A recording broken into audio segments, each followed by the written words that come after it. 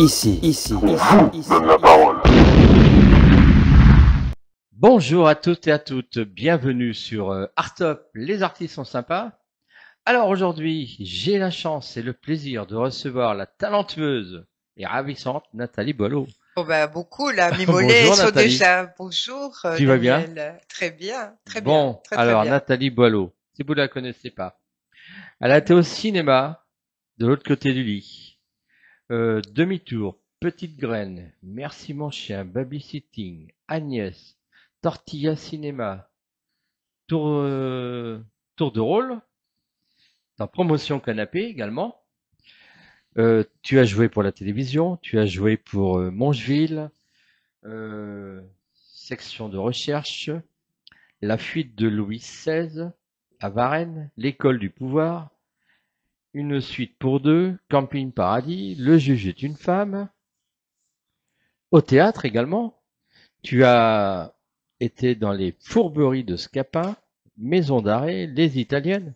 Mais alors dis-moi. Oui, en plus t'as pas tout dit la Non, télé, j'ai pas hein. tout Oui. dit. Quel talent. Bah c'est mon métier. C'est Bah vrai ouais. que je suis tombée dedans. J'étais toute petite. Enfin, j'ai commencé par la danse. J'avais 4 ans. Et puis en fait, euh, c'est comme ça. Je pense que j'ai fait les bonnes rencontres au bon moment. Et c'est vrai que bah j'ai enchaîné. Voilà, je n'ai fait que ça depuis depuis que je suis gamine. Depuis que... Ah, t'as commencé à quel âge? La danse, j'ai commencé, j'avais 4 ans. Ouais. Mais le cinéma et le théâtre? J'étais très jeune, j'étais au lycée, donc j'étais une ado quoi. Et puis ce qui est formidable, c'est qu'en fait, Heu, j'ai alterné entre le théâtre, la télévision, le cinéma, la radio. J'ai fait beaucoup de dramatique à France Culture, France Inter. Le One Woman Show, ça c'est venu, plus tard. Et donc bah, c'est j'ai beaucoup de chance parce que je vis de ma passion et je suis heureuse. Voilà. Quelle a été ta première formation initiale en tant que comédienne? Tu En as f suivi des cours? Oui, oui, j'ai suivi des cours, donc en fait, je suis allée, au Studio 34. D'ailleurs, c'est assez drôle parce que le Studio 34, et ben, en fait, là où je joue à Paris, à la Divine Comédie, à côté des Folies Bergères, et ben, c'est les anciens locaux de cette école de théâtre où j'ai commencé à prendre des cours. Donc c'est un peu comme si c'était, retour à la case départ. C'est assez émouvant pour moi. Donc ensuite, j'ai suivi les cours de Daniel Mesguich au Conservatoire national d'art dramatique, en tant qu'auditrice libre, et j'ai appris énormément, pendant 2 ans. Et c'est vrai que c'était très formateur parce que c'est une école très sérieuse, et je pense que ça m'a donné des bases solides. Et puis ensuite, j'ai fait des stages à l'Actors Studio avec Jack Walter. Et puis j'ai travaillé avec des grands du théâtre comme Jean-Claude Fall, Christian Rist. Mais j'ai eu de la chance, c'est qu'en fait j'ai tout de suite fait du terrain. J'ai tout de suite pratiqué. Je suis pas quelqu'un qui a fait 4-5 ans de cours. J'ai commencé les cours et j'ai joué. Donc en fait moi c'est vraiment aussi c'est sur le terrain que j'ai appris en parallèle des cours que j'ai pris, mais disons que je suis rentrée tout de suite dans le vif du sujet. Y a-t-il eu des maîtres ou des écoles qui ont particulièrement marqué ton approche du jeu? Bon, les cours de Daniel Mesguich étaient très intéressants parce que en plus c'est vraiment un artiste. Moi j'ai trouvé que c'était un très bon pédagogue. Et c'est vrai que je reconnais que l'acteur studio, Jack Walzer, qui te fait travailler sur tes émotions, donc tout ce qui est tournage, télévision, cinéma, il m'a beaucoup appris, vraiment beaucoup appris. Mais disons que comme j'ai tout de suite commencé au cinéma avec une pléiade d'acteurs très connus. Il y avait Thierry Lhermitte, il y avait Martha Lamotte, il y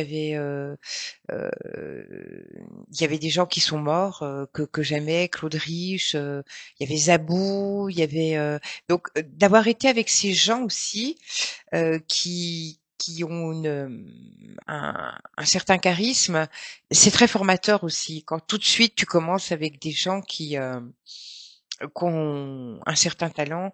Donc voilà, c'est toutes ces choses, les cours de Mesguich, l'acteur studio, d'avoir joué tout de suite avec des pointures, tout ça, ça a été hyper formateur pour moi.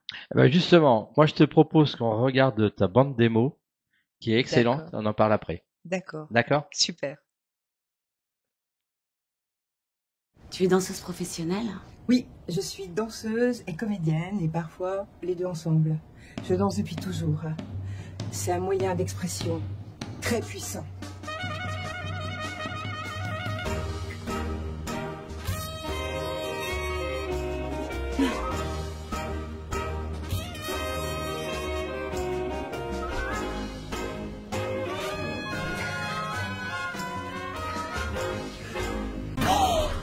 Waouh! J'adore! C'est juste de l'entraînement, tu sais. Déserteur. Hey, viens t'asseoir. Super.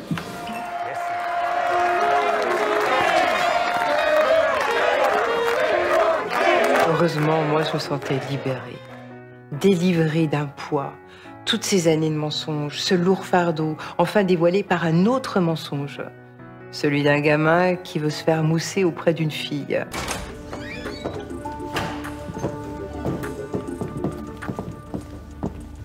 Voilà, ce sont les images de l'ancien palais de justice ce matin. Merci, madame. Je vous en prie. Merci, madame. Excusez-moi, je me permets. J'ai grandi avec le commissaire Ferdinand. Est-ce que je pourrais vous demander... Je vous lisais en cachette sous la couverture. Ah oui, les lectures interdites sont toujours les meilleures. Merci beaucoup. Eh ben, vous conduisez toujours comme ça, là? Oh non, pas tout le temps. Ah bon? Quand je suis avec des copains, je me lâche. Et puis je roule plus vite. Mais là, avec vous, j'ai fait attention. Ça me rassure. Depuis combien de temps vous dormez à l'Arsenal? Je sais pas. C'est depuis la disparition de Frédéric. C'est qui, Frédéric? Frédéric, c'est mon mari. Et comment il a disparu? Il vous a quitté? Je l'ai tué. Vite, la couche. On se rejoint à la maternité. Mais où? On t'attend où? Une fois arrivé, c'est simple. Vous suivez la flèche rouge. Attends-nous! On te suit! La porte de sa cour était toujours ouverte. Et dans son atelier, il y avait un saladier plein de friandises où on pouvait se servir. Il adorait les enfants. Et il était toujours d'accord pour nous surveiller quand les parents avaient des courses à faire.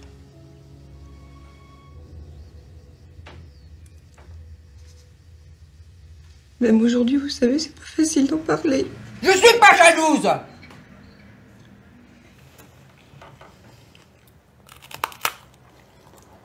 Jalouse d'une petite pute de 19 ans à la chatte épilée, tu parles? Lâche-moi! T'en vas pas. Je veux plus te voir! Je veux plus te voir! Laisse-moi partir! Je dois réaliser un court-métrage. Parce que je t'ai vu entrer dans la pièce tout à l'heure, mais je me suis dit que tu étais exactement mon personnage principal. Et du coup, comme je connais même pas ton prénom, j'ai décidé de t'attendre. T'attends de boire un petit café pour que je te parle un peu du projet. Enfin, si ça t'intéresse, hein, bien sûr. La vie est magique. Je suis trop contente. Trop contente, trop contente, trop contente, trop contente.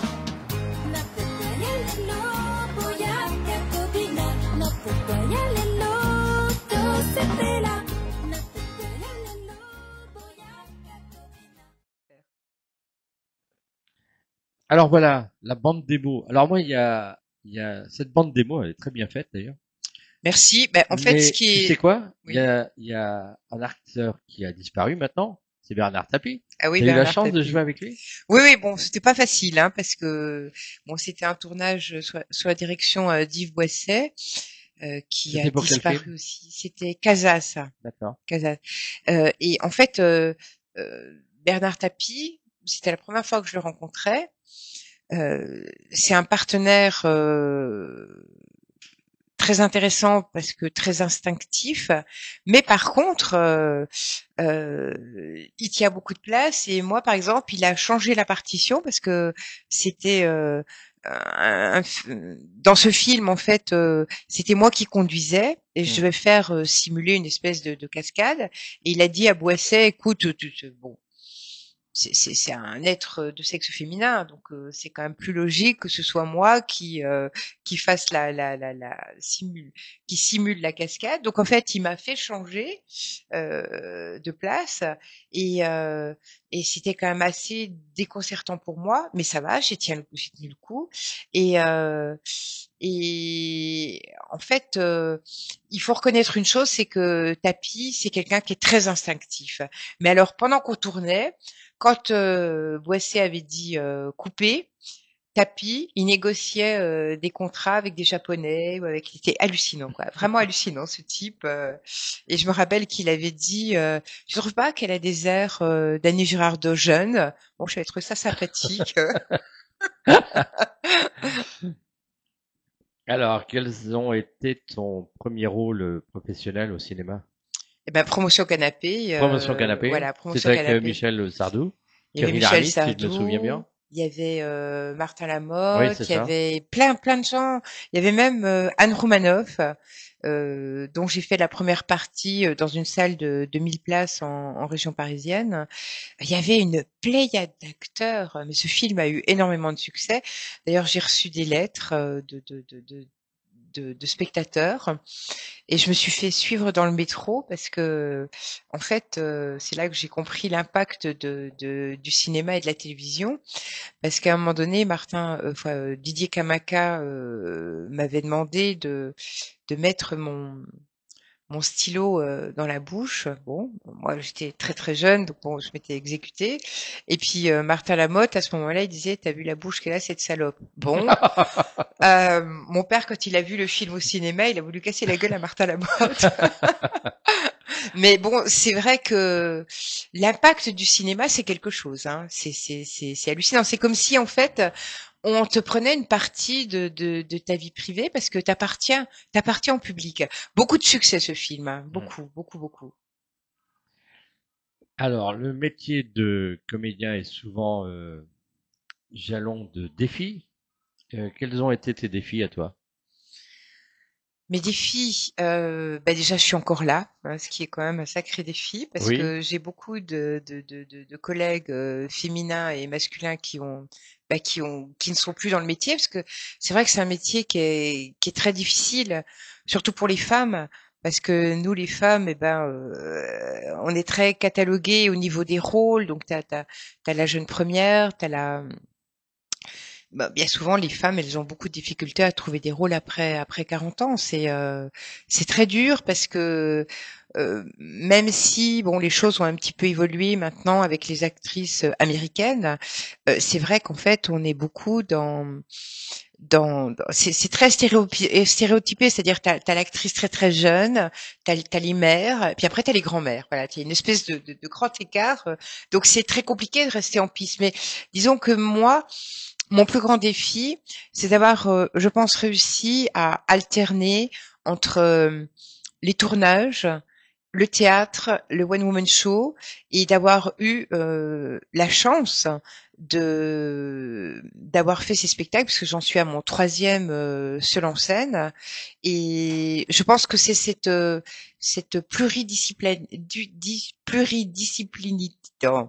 cette multitude de casquettes qui fait que je suis là aujourd'hui. Mais par contre, dans mes défis, par exemple, j'ai joué à Avignon Inn dans une pièce d'Édouard Bond, mais en scène par Georges Lavelli, qu'on a joué aussi au Théâtre de la Colline. Et ça, c'est un de mes grands défis, parce que dans la pièce d'Édouard Bond, Maison d'arrêt, je jouais le rôle de la fille de Didier Sand, qui était une jeune fille de 15 ans. Et ma partition était très importante. C'était pratiquement un des personnages principaux, mais je ne disais pas un mot. pendant 3/4 d'heure et je devais tout faire passer les émotions par mes yeux, par ma posture et à la fin Didier Sand m'étranglait. Ça, c'était quand même une prouesse. D'ailleurs, il y avait eu une critique dans le Figaro qui vantait ma prestation avec beaucoup d'éloges. Et donc le défi, c'est que juste après cette partition qu'on a jouée pendant plusieurs mois, j'ai joué dans les Fourberies de Scapin avec Smaïn, où je jouais Zerbinette, celle qui rigole à gorge déployée. Voilà, et ça, on l'a joué plus de 2 ans, et on a fait que des salles on a fait le théâtre du gymnase 1 an et quelques, et on faisait que des salles de 2000 à 3000 places. Donc en fait, en l'espace de quelques mois, je suis passée d'une partition muette où je devais tout faire passer par mon corps, par la moindre vibration de ma main était importante. Et après, jouer la partition de Zerbinette, qui est un rôle très très difficile. Donc ça, c'est un défi que j'ai réussi haut la main. Voilà. Et tu as joué également pour la télé Boulevard du Palais, l'affaire Villemain. Ça doit pas être facile aussi comme rôle, ça. Non, Boulevard du Palais, c'est une série. Boulevard du Palais. Boulevard du et après, Palais. tu as fait également l'affaire Villemain. Voilà, l'affaire Villemain, c'est. Oui, c'était. Là, j'avais une partition intéressante et j'étais en face d'un acteur que je trouve fabuleux qui s'appelle François Martouret, qu'on voit moins maintenant parce que il a un petit peu d'âge, mais il travaille encore et il est excellent. Et je me suis retrouvée face à lui. C'est ça qui est intéressant dans mon métier, c'est que j'ai eu la chance de jouer en face d'acteurs qui avaient un vrai charisme. Et ça, c'est fabuleux. Parce que bon, c'est la chance des rencontres. L'affaire Villemain, je me suis retrouvée sur ce tournage parce qu'en fait, je suis franc-comtoise, je suis née à côté de Morteau et le casting s'était fait dans les alentours de Besançon. Et comme j'ai fait la Lionne de Belfort, j'étais dans les parages et en fait, j'ai passé le casting. Parce qu'en fait, c'est que des histoires de rencontres, ce métier. Et il faut faire les bonnes rencontres au bon moment. Et en fait, peut-être que moi, les défis que j'ai su remporter, c'est que en fait, j'ai réussi à rebondir de rencontre en rencontre et voilà. La Lionne de Belfort, ça c'était ton premier spectacle. En solo. En solo. Oui. Maintenant, tu es en solo encore, bien sûr. Oui. Mais cette fois-ci, c'est Nathalie Boileau donne tout sauf la recette. Voilà, je ne donne pas la recette. Alors, je sais pas, la recette, on peut se poser la question, est-ce que c'est la recette du meilleur plat de cuisine? Eh ben non. Est-ce que c'est la recette comment devenir aussi charismatique que Daniel? Eh ben non. Comment devenir? Eh ben non, il faut venir voir le spectacle parce que je vous dirai pas ce que c'est la recette. Et comment Véronique va bien? Oui, il a vu le spectacle. J'ai vu le spectacle. Fait, alors, faut y aller. Bon, alors là, franchement, on se marre. La copie de Véro, alors là, c'est quelque chose, hein. Ouais. Oui. Et en plus, j'adore le début quand tu rentres avec la musique de Kim Basinger, la Basic Instinct. Voilà, exactement. Ouais. C'est super. Et allez le voir, c'est génial. Allez voir Nathalie Boileau. On va vous donner les dates tout à l'heure.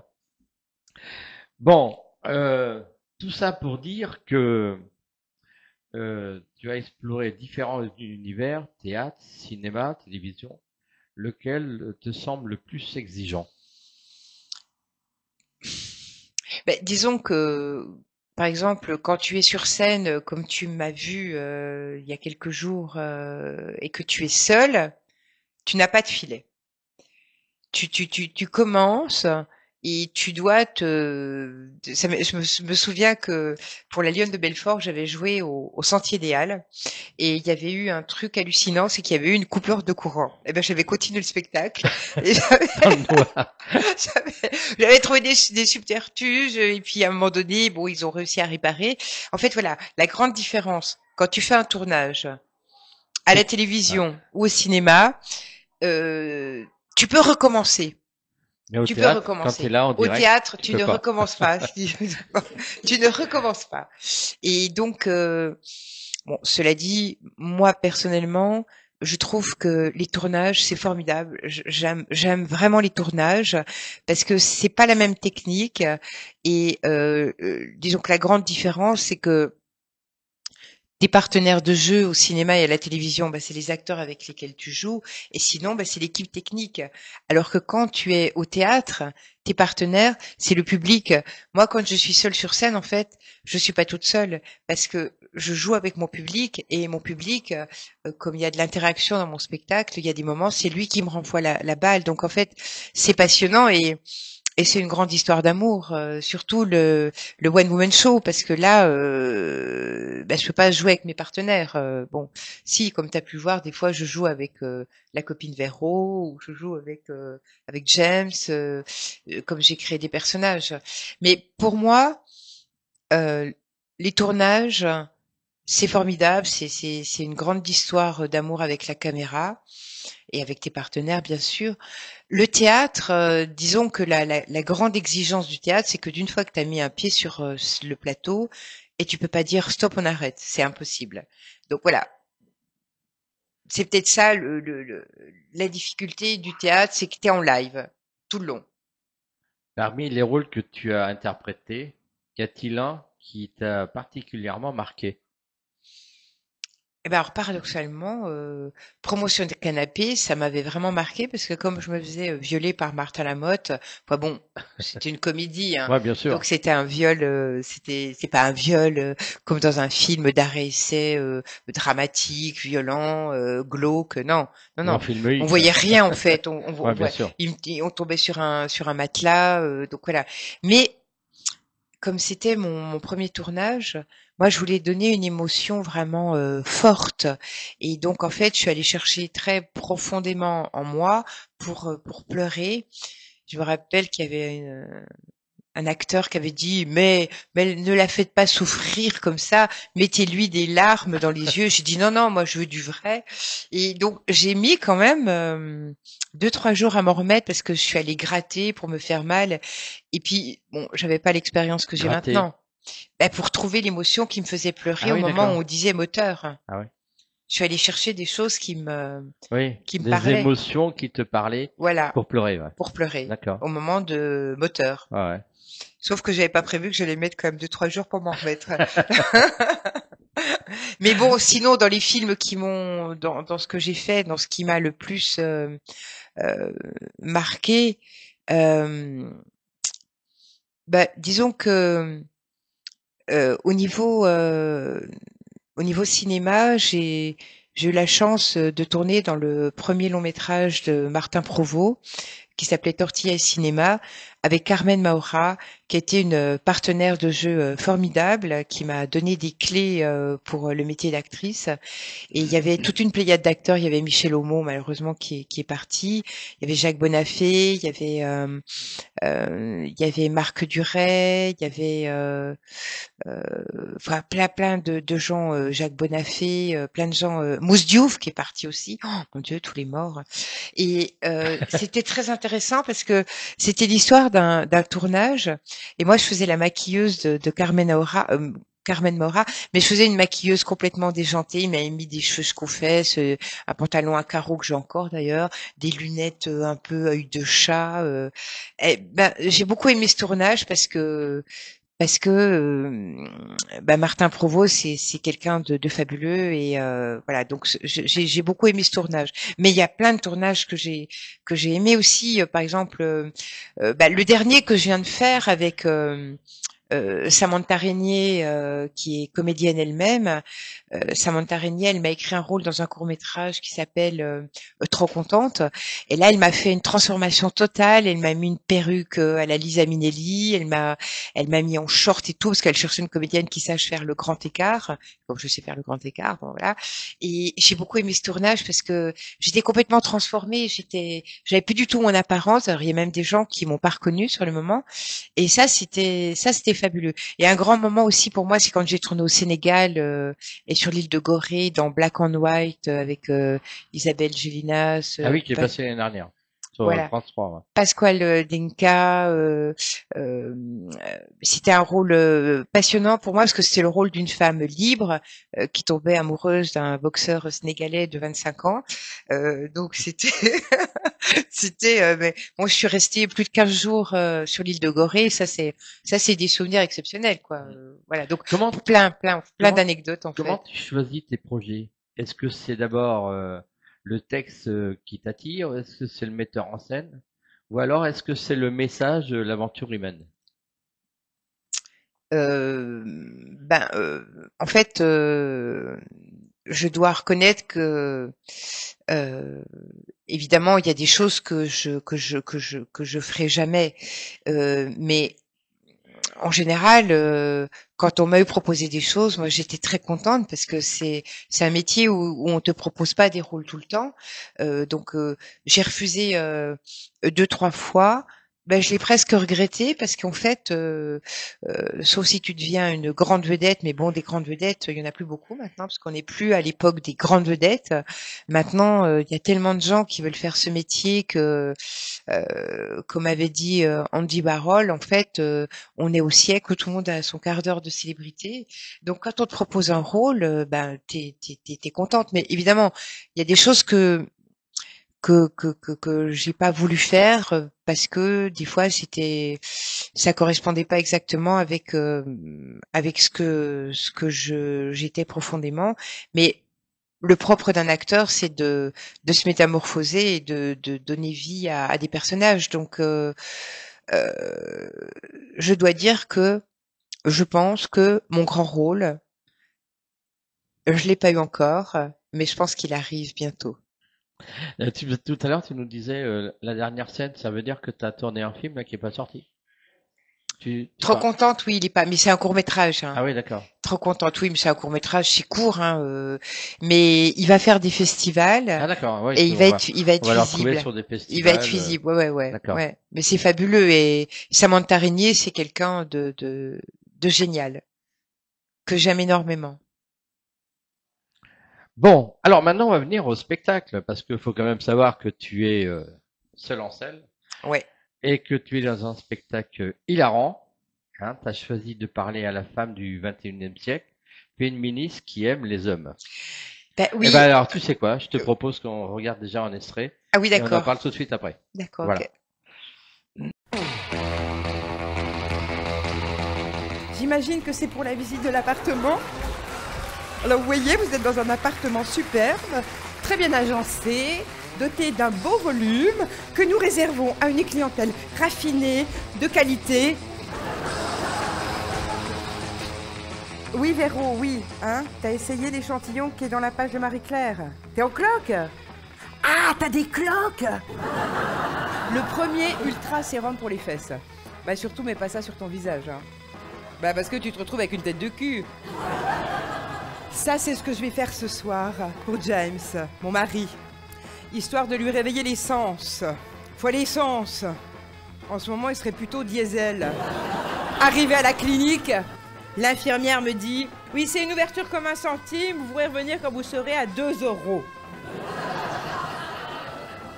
Alors, mon mari, il m'a dit « Mais c'est bizarre, je n'avais jamais vu ça comme une tirelire. Va peut-être falloir que je fasse de la monnaie. »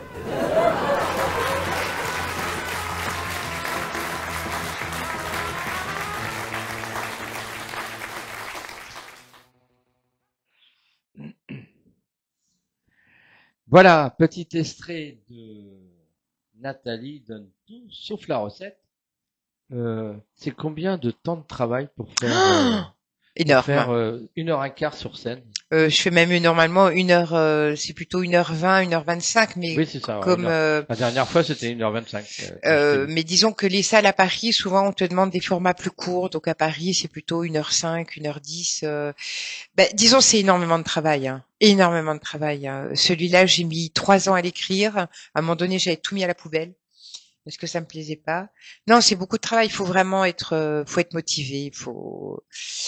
Et puis bon, on écrit, mais après on retouche. De toute façon, un spectacle comme ça, il est jamais terminé tant que t'as pas décidé, que t'as mis le point final. Donc puis comme moi, je réactualise, je parle de ce qui se passe dans le monde.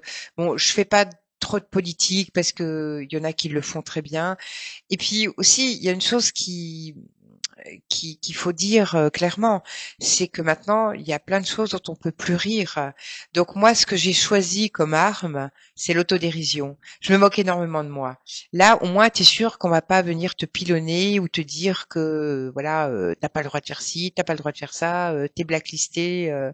C'est vrai que ça devient compliqué. Là, je voyais des collègues qui disent que ben on peut plus rire de tout parce que tout est Alors, tout est un peu justement, en sensible. bousculant les codes du politiquement correct, Oui, comme tu le dis si bien sur ton petit flyer, qu'est-ce oui. que tu penses de la politique actuelle, là, de ce qui se passe? Je trouve que c'est effrayant parce que moi qui ai la chance de voyager, ben je peux vous dire que vu de l'étranger, on passe vraiment pour des rigolos, hein, parce que autant de changements de gouvernement comme ça en si peu de temps, non, c'est. Puis les gens, ils sont pas bien, hein, les gens en France sont inquiets. Les gens savent pas ce qui va se passer, donc c'est assez effrayant quand même. C'est clair. C'est clair, hein. Ouais. Je suis un peu d'accord avec toi. Bon, tu me disais donc 3 ans de travail pour faire ce spectacle. Oui, puis je te dis, c'est pas fini puisque je réécris des petits trucs encore, mais en même temps, c'est passionnant. Quand tu dis que tu réécris, tu réécris en fonction de l'actualité du temps. Oui, mais par contre, il y a des choses qui ne bougent pas. Par exemple, Par exemple, l'ado. Véro, elle va pas bouger. Non, elle sera Véro, toujours là. non. Par contre, tu fais très bien le grand écart, toi. Oui, mais faut pas trop le dire parce qu'ils vont. Mais tu fais comment? Tu t'entraînes tous les jours? Disons que j'ai une souplesse naturelle, puis j'ai commencé, j'avais 4 ans. Ah ouais. Et puis à un moment donné, je faisais 30 heures de danse par semaine au Café de la Gare. Ben en fait, à un moment, j'avais envie d'être danseuse. Le problème, c'est que danseuse, alors actrice, t'es vieille assez vite, mais alors danseuse, t'es vieille à 25 ans, quoi. C'est pour ça qu'il y a beaucoup de danseuses vers 30, 35 ans qui se reconvertissent, qui enseignent, voilà. Mais je m'entraîne, oui, je m'entraîne. Bah oui. Tu le fais tous les jours chez toi? Pas tous les jours. Non, mais bon, sinon un jour, je vais vraiment rester coincée. Ah oui, j'hallucine quand je te vois. D'ailleurs, dans la bande démo, on te voit faire le grand écart aussi. Bien sûr, hein. Ouais. Voilà. Mais là, quand j'ai vu ça, moi, l'autre fois, bon, c'est la deuxième fois que je te vois. Oui. Ah oui, t'as dû voir une bonne évolution, hein. Oui. Bah oui, bon, la première, c'était pas mal, la première. Mais là, c'était beaucoup mieux. Ah, j'ai adoré. Moi, je me suis marré. Bah, disons que j'ai beaucoup joué là. Hein. J'ai joué. Puis ce qui est intéressant, c'est que je joue pas mal en province. Et le public de province, il est vraiment fabuleux. C'est pas le même public que Paris. Bon, j'aime le public parisien, mais je pense que le public de province, bon, déjà ils ont moins de choix. Et je pense que, en tous les cas, c'est hyper intéressant de jouer. Là, j'ai joué à Dijon. Après, je vais jouer à Chartres. J'ai joué à Belfort. Je vais jouer dans l'Orne, dans l'Eure-et-Loire. Je vais jouer dans le Sud. Tu vas où dans l'Orne? Dans l'Orne, je vais jouer à Senonches. D'accord. À Senonches, c'est pas loin de Mortagne-au-Perche. Voilà. Tu connais? Ah oui, bien sûr. Et d'ailleurs, on va donner quelques dates. Le 8 novembre, tu es à Chartres. Ouais. Le 9 novembre, tu es à Dreux. Oui. Le 21 novembre, tu es à Châteaudun. Oui. Le 29 novembre, tu es à Darcy. À Dijon. À 20h. Au Comedy Club. Comedy Club. J'y étais déjà le 4 octobre dans le cadre du festival d'humour Féminin et Vin. Et le 1er décembre, super. tu es à Paris, à la Divine Comédie. Oui, et le 6 décembre, je suis de nouveau à Chartres. Et le 6 décembre, tu es de... Ah ben dis donc, ça marche bien, Chartres. Ben oui. Oui, puis j'y suis au mois d'avril 2026 aussi. Aussi? Ouais. Ah bah alors, dis donc, si vous ratez Non, Natacha, ne me vous ratez pouvez pas. pas. Surtout que quand vous venez voir mon spectacle après, je vous donne la recette. Hein.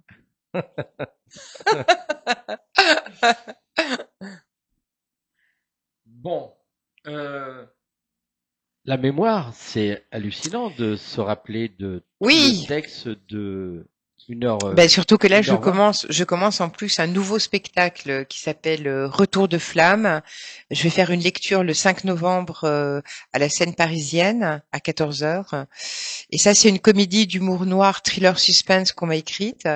Jean Martini et Bruno Lemilin, qui sont très talentueux, avec la collaboration artistique d'Éric Lemignon. Et là, c'est 1h05, 1h10 sur scène. Donc, en fait, des fois, je me dis peut-être que j'aurais pas de problème de mémoire parce que je l'entraîne tout le temps, Comment ma tu fais mémoire. pour garder cette mémoire Ben, quand tu travailles sur plusieurs en fait, moi, j'ai une théâtres? façon de faire, c'est que quand c'est un tout nouveau spectacle, déjà, je fais des lectures. Et après, je l'apprends, mais comme moi, je suis quelqu'un de très énergique, j'apprends en marchant. Ah ouais. J'apprends en marchant. Je vais me promener et j'apprends. J'ai même appris mon texte dans la mer. Non, mais vous savez, chacun ses trucs. Hein. Il faut bien trouver un moyen, parce que c'est vrai que Nathalie Boileau donne tout sauf la recette, c'est quand même aller entre 1h15 et 1h25 de spectacle. Retour de flamme, ça va être 1h05, 1h10. Il faut les mémoriser. La Lionne de Belfort, pareil, c'était 1h20. Donc non, mais en même temps, c'est fabuleux parce que de toute façon, quand tu tournes à la télévision, au cinéma, on te donne des textes à apprendre et des fois, il faut les apprendre très vite. Donc plus tu t'entraînes, plus t'es performant. Alors soit tu t'entraînes donc en marchant, tu te fais des balades en campagne comme ça, Oui. ouais, et t'apprends ton texte. Voilà. D'accord. Ah non, c'est fabuleux. En tout cas, j'aurais appris quelque chose. Ton public joue un rôle essentiel dans la pièce. Quelle relation entretiens-tu avec lui, avec ce public? Des gens qui t'ont vu au cinéma, au théâtre. On va parler de tes réseaux sociaux en fin d'émission. Tu reçois des messages, tu reçois des lettres. Oui, j'ai un petit fan club. J'ai un petit fan club. Ouais. C'est vrai qu'il y a des gens qui sont déjà venus me voir 10 fois, 15 fois. Il y a des gens qui me suivent vraiment. Et en fait, ce qu'on m'a dit plusieurs fois, en toute modestie, c'est que le public qui vient me voir trouve que je donne. Voilà. Donc en fait, c'est vrai que moi, c'est un peu une histoire d'amour avec le public. Si j'avais pas cette motivation de partager, d'aimer les gens. Et puis c'est vrai que je suis un pitre, moi. En fait, je suis née le 1er avril. Et en fait, je pense que il y a peut-être quelque chose de prédestiné parce que ouais, j'aime faire le clown. Des fois je suis chiante, hein, c'est surtout pour mon entourage parce que comme je suis un petit peu, je pense toujours à mon métier. Donc c'est vrai que quand tu vis avec quelqu'un qui est dans ce métier-là, c'est assez chronophage. Mais mon public. Ton mari n'est pas dans ce métier? Non, il est écrivain. Mon compagnon, il est écrivain. D'accord. Il écrit des romans, des livres, des scénarios? Non, pas des scénarios, mais il est plutôt dans quelque chose de plus sérieux que le divertissement que je propose. Ça fait une alchimie comme ça. Mais pour en venir à mon public, moi, quand je sens qu'ils sont vraiment contents, et ça, tu le sens au niveau des applaudissements, pour moi, j'ai réussi ma mission parce que le but, les gens qui se déplacent au théâtre actuellement, c'est des gens qui sont vraiment motivés. Parce que maintenant, on a tout avec les téléphones, les tablettes. Depuis le Covid, les gens, ils sortent plus de la même manière. C'est plus pareil. Et donc, quand le public vient au théâtre, c'est qu'il est vraiment motivé. Et Je pense qu'il vient chercher quelque chose. Donc moi, j'essaye de lui donner une part de rêve, d'émotion, de dinguerie, comme dirait quelqu'un que je connais. J'essaye oui, d'être à 100%, à fond les manettes. Alors, le métier évolue avec le temps. Il y a l'intelligence artificielle qui existe. Oh ouais, ça fait Qu'est-ce peur. que tu en penses au niveau du cinéma et de la télé? Ben, Au niveau du théâtre, ça va pas changer. Bon, les comédiens, il faudra toujours qu'ils soient là. ouais. Sauf s'ils vont nous mettre des. Je pense que en effet, le théâtre sera moins impacté, il me semble. J'ai vu que là, il y a eu une actrice créée par l'IA. Et que ça a fait il y a eu beaucoup de réactions à Hollywood où ils disaient que c'était terrible, c'était redoutable. La créatrice de cette actrice a dit que ça allait pas faire de tort au cinéma d'Hollywood. Moi, je pense que là, actuellement, ceux qui s'inquiètent le plus, c'est ceux qui font du doublage. Parce que c'est vrai que avec l'IA, il va y avoir enfin, je sais pas où on va. De toute façon, je pense vraiment on est en déséquilibre. Il y a le vieux monde qui va disparaître. Puis il y a ce nouveau monde. On sait pas trop ce que c'est. Mais bon, moi où je suis pas trop inquiète, c'est que de toute façon, je sais que le théâtre ne disparaîtrait pas. On va peut-être retourner au temps de Molière. On ira avec nos roulottes dans les villages, dans les campagnes. Mais non, mais c'est vrai que d'un côté, je trouve on y a gagné avec Internet. Les réseaux sociaux, c'est intéressant, même si bon, il y a beaucoup de fake, il y a une utilisation des fois qui est un petit peu, à mon avis, pas très juste. Mais en fait, ce qui serait bien, c'est que il y ait une espèce de justesse entre tout ça, et le souci, c'est qu'il y a il y a des abus, et que je pense aussi que le monde il tourne un peu sur la tête en ce moment, il tourne pas rond quoi. Et puis bon, on est rentré dans une problématique un petit peu compliquée, et je trouve que quand on est très très jeune, les ados là de 15, 16, 17 ans, ça doit pas être facile pour eux. Faut trouver son monde, faut trouver sa motivation. Mais en fait, dans mon spectacle, c'est ce dont je parle. Tout va trop vite. On a à peine fait un truc, il y a une espèce d'accélération du temps. Donc, il va bien falloir évoluer avec tout ça. Mais moi, je pense que la grande règle d'or, c'est ce que j'essaye de montrer quand je suis sur scène dans mes one woman shows. Je pense qu'il faut continuer à rêver.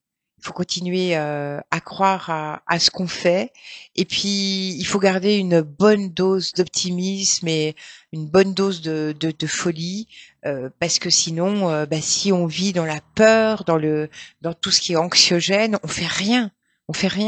Et puis je pense qu'il y a quand même une volonté de nous faire peur en ce moment. Tout à fait.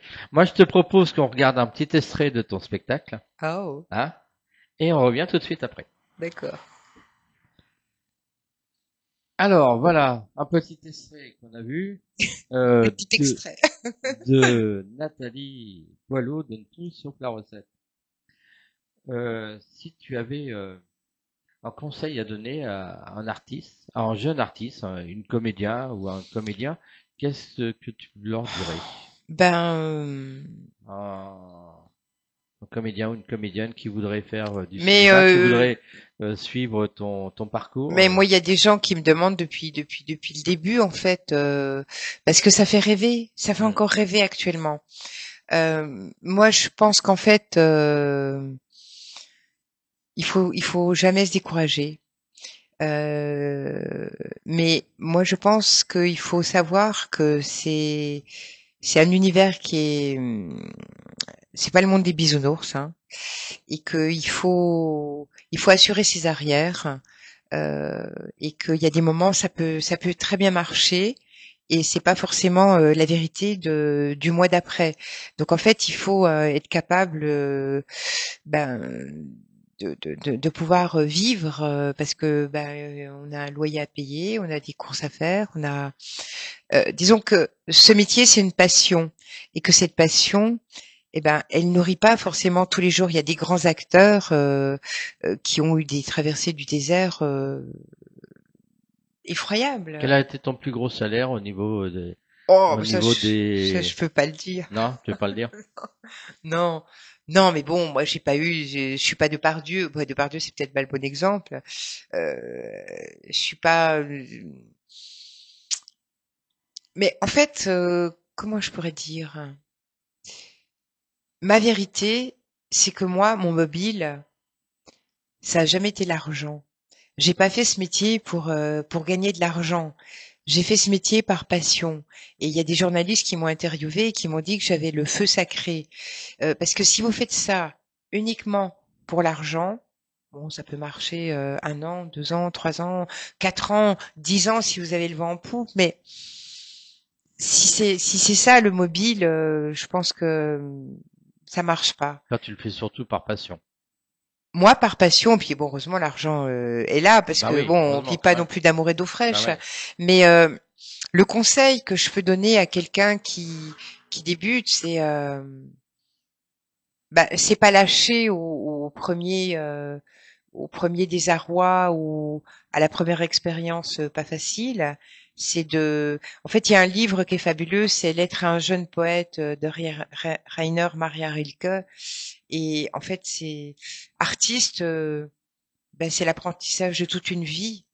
Mais comme on vit dans un monde maintenant où on est beaucoup dans le monde de la réussite, de l'argent, ça a toujours été comme ça, mais c'est encore pire maintenant. Donc en fait, il faut vraiment écouter la petite voix à l'intérieur de soi et voir un peu quels sont les objectifs qu'on a. Moi, je dirais c'est la passion. C'est assurer ses arrières pour pas se retrouver dans des situations de survie difficiles, parce que des fois il y a des gens qui se retrouvent dans des cas de figure atroces. Et puis bien s'entourer, être entouré de bonnes personnes et puis y croire. Alors toi qui as beaucoup tourné au cinéma, à la télévision, tu as jamais pensé à faire de la mise en scène? Passer derrière la caméra? C'est pas trop mon truc pour l'instant. J'ai pas encore. C'est ce qu'a fait Samantha Régnier, qui est comédienne. Samantha Régnier. Disons que je n'ai pas encore apaisé mon envie de rôle, d'interprétation. Moi, je rêve encore de grands rôles à la Gena Rowland. J'ai revu là il y a pas longtemps des films avec Jeanne Moreau, avec Annie Girardot, des pointures quoi. Non, j'ai encore donc la mise en scène, la direction d'acteur, c'est un sacré boulot.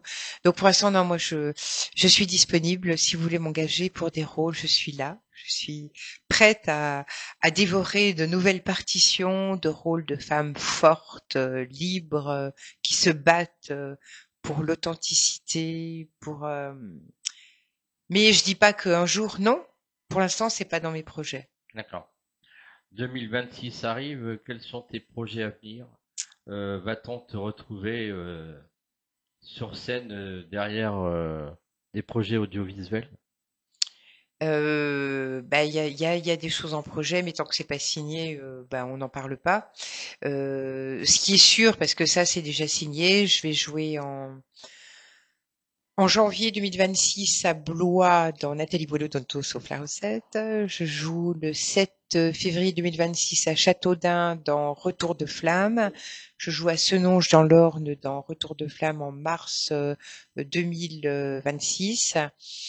J'ai des projets là qui sont en train d'arriver pour d'autres régions de France et je serai certainement encore à Paris en 2026, mais mon contrat n'est pas signé. Voilà. Donc j'ai des choses qui sont dans les clous jusqu'à avril 2026. À Paris, tu vas faire d'autres théâtres à part la Divine Comédie? ou tu vas rester que... On va voir. On va voir. Ça va Ouais. dépendre de ce qu'on va me proposer. Ouais.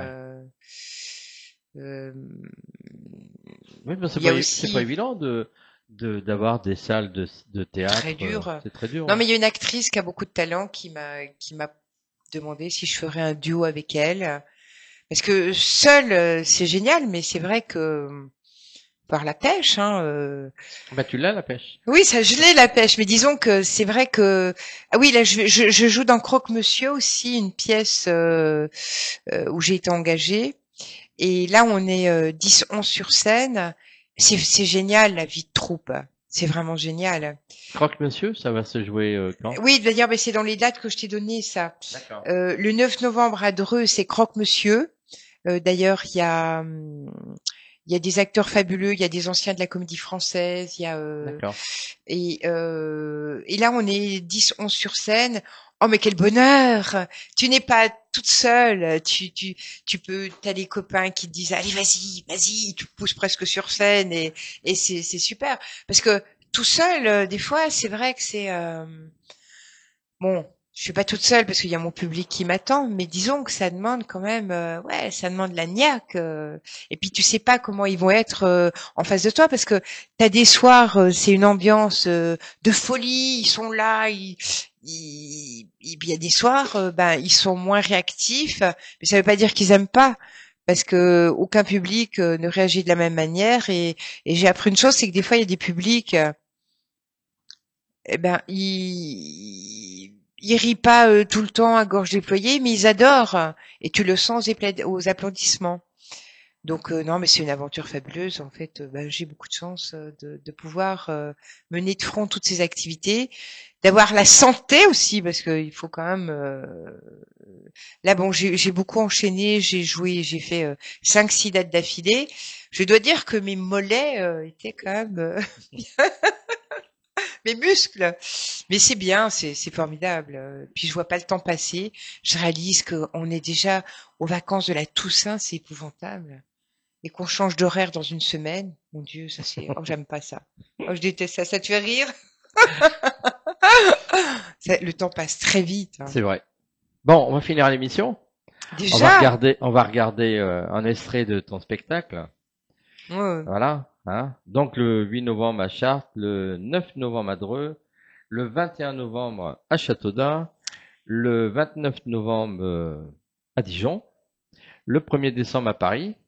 Et surtout le 3 novembre à Paris. Ah, tu l'as oublié. Le 3 novembre aussi à Oui, Paris. oui, le 3 novembre. Le 3 novembre. Et là, vous pouvez réserver, les réservations sont ouvertes le 3 novembre la Divine Comédie. À 19h30. Et alors là, la Divine Comédie, c'est facile, c'est à côté des Folies Bergères. Oui, c'est juste à côté des Folies Bergères. Et donc, pour réserver, c'est le 01 42 46 03 63.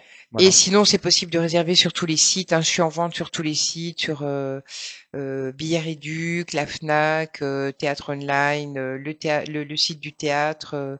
Enfin, vous me trouvez partout. Je suis même sur Le Parisien, l'Officiel. On me trouve partout. Si vous me cherchez, pour finir, vous me trouverez. Oui. Tes réseaux sociaux. Ah, alors je suis sur Instagram. Alors je connais pas par cœur. C'est boileau.nathalie. Je suis j'ai une page acteur Facebook, j'ai une page Nathalie Boileau donne tout sauf la recette sur Facebook, j'ai un journal Facebook, j'ai un TikTok, j'en ai même 2 parce que j'avais perdu les codes et tout.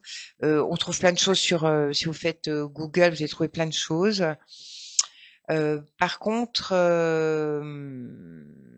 surtout ceux qui veulent venir me voir, regardez Nathalie Boileau donne tout sauf la recette sur internet et là vous allez trouver ils vont vous renvoyer sur plein de choses. Puis j'ai ma chaîne YouTube aussi.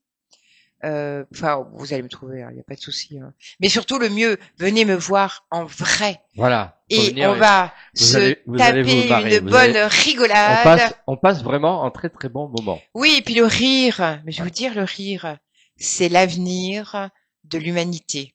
Et puis ça équivaut à manger un bon steak. Alors moi qui mange plus de viande, voilà, tout va bien.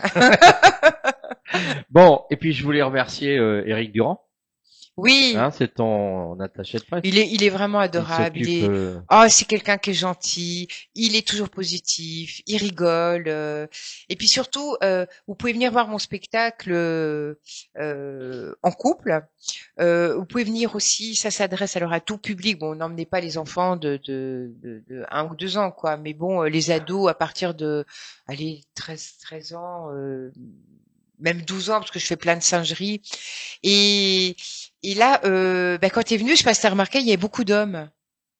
Oui, c'est vrai. Il y avait beaucoup d'hommes. Il y avait beaucoup d'hommes. T'as du succès avec les hommes. Mais d'habitude, j'avais plus de femmes. Voilà. Et là, j'avais beaucoup d'hommes. Mais bon, en 2 mots, hein, je vous dis, hein, les hommes adorent, Ouais. les femmes en raffolent, les autres en redemandent. C'est tout un programme. Hein. Et vous ressortirez léger. Parce que je pense qu'en fait, il faut pas céder à la sinistrose ambiante.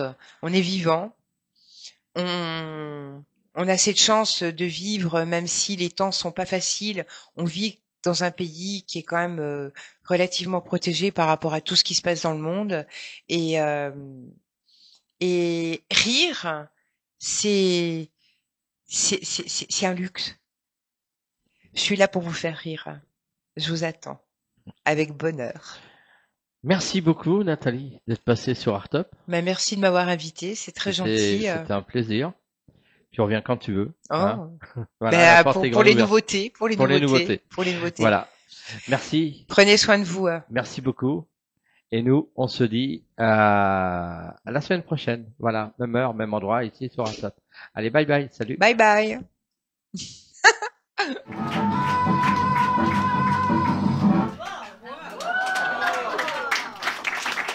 Il y a des femmes ce soir dans la salle. Oui. Où sont les femmes? Oui, entrez monsieur, madame, oui. Bonjour, c'est pour la visite de l'appartement, je suppose. Alors voilà, vous voyez, vous êtes dans un appartement superbe, très bien agencé, doté d'un très beau volume, que nous réservons à une clientèle raffinée, de qualité. Comme vous. Oui, l'énergie, le gaz. Et d'ailleurs, c'est avec ça qu'ils se sont suicidés, oui. Oui, dans la gazinière, oui. Une très très grande gazinière. Moi, j'ai un ami, toute sa vie, il a dit « Je fais attention à ce que je mange bio. » Mais il est mort quand même. Mais pas de maladie. Il est mort en pleine forme, à 53 ans, écrasé par un camion de livraison de chez Naturalia. Vous savez ce que j'ai dit à mes parents? Que j'en ai marre de l'école, j'en ai marre. Je déteste l'école quand je pense qu'il y en a qui se sont mariés avec leur maîtresse. Moi, ce qui compte, c'est que papa et maman, ils m'hébergent le plus longtemps possible et que, quand je serai grande, que je me marierai avec une femme ou un homme. Parce que maintenant, on a le choix. Je sais pas si je serai hétéro ou homo.